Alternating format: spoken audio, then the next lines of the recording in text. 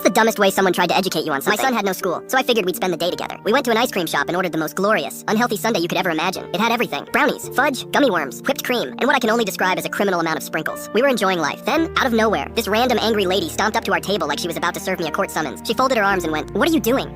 Eating ice cream?" I just shrugged. Spending the day with my son. Apparently, this was the worst thing I could have said. Her eyes widened, her jaw dropped, and she gasped like I just confessed to a federal crime. "You are ruining his life." "Excuse me? A child should never eat something this unhealthy. You're setting him up for failure." "Ma'am, it's ice cream." She went on this full TED talk about how I was stunting his growth and destroying his health, acting like I force-fed him sugar through a tube every morning. I explained that it was just a treat, that my kid eats normally most of the time. She shook her head. "That's what all bad parents say." At this point, my son was trying not to laugh. I just smiled and went, "Respectfully, he's not your kid, and you need to shut up." "Wrong move." She snapped. She turned to the nearest employee, waved her arms around like she was trying to land a plane, and screamed, "Kick them out, they're poisoning that child." The employee just stared at her like she was an escaped mental patient. Then, with the straightest face possible, they went, "Ma'am, it's literally an ice cream shop." She turned bright red. Then she stomped out the door, knocking over a napkin dispenser on her way out. And out of pure, glorious, beautiful spite, I walked up to the counter and ordered my son another ice cream cone.